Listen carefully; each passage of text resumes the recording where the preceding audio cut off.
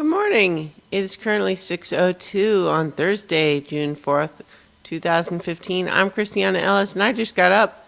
This is 5 more minutes. Can I go back to bed yet? Let's see what to talk about.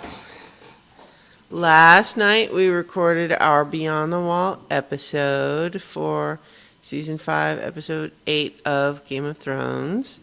So that should be up on YouTube right now if anyone wants to watch the video version, but then also the audio version should be posting shortly, in a couple days at least. What else? Oh, God.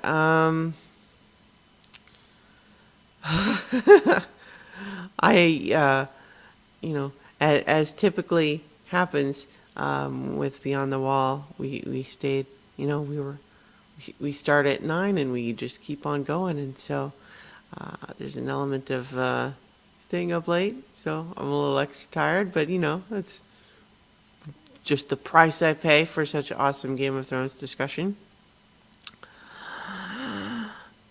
Yesterday was New Comic Book Day, and as a contrast to the week before, there was tons of comics that I needed last week, or needed this week by comparison. I've not read all of them yet, but one of the interesting comics that has come out is Action Comics number 41. And part of what's interesting is that that's a DC comic primarily about Superman. And DC is now coming out of its big convergence event, which honestly I didn't really read all of. It kind of lost my interest midway through, just didn't feel very good. And so lots of things happened, and I'm missing maybe gaps of things that happened in the story, and I hadn't been reading Action Comics or Superman for a couple months leading into Convergence also. But suffice it to say, although I don't have the full picture of how it got to this point, Superman is now substantially depowered.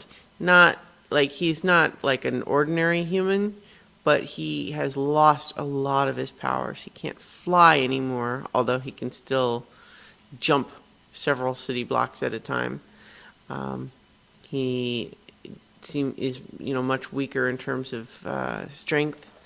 He is newly susceptible to more ordinary human concerns, like being cold when it's cold outside, for example.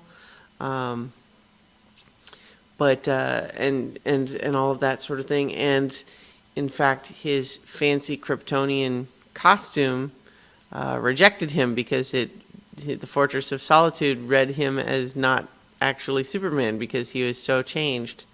And so it took the costume away. So it's interesting now. Oh, well, not only that, but also the big change to the status quo that apparently Lois Lane found out Clark Kent was Superman, and in the world of this comic book, wrote a newspaper story about it, outed him. So basically everybody knows who he is now. There's a little bit of weirdness, just in the sense that, he's saying, oh, people recognize me now. But, he's going around without the glasses, or he's not, in the Clark Kent uniform, so to speak, or the Superman uniform. But, his face is still going to be Superman's face. So, I don't know. Whatever. Luna, no, come on.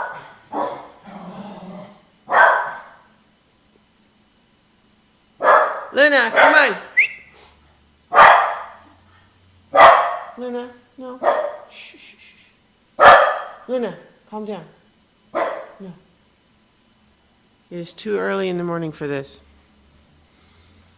Too early for me to deal with it. Certainly too early for my neighbors. So anyway, it was interesting reading about Superman in a much more vulnerable state, and they're also having everyone in the world sort of react to him with a little bit more suspicion.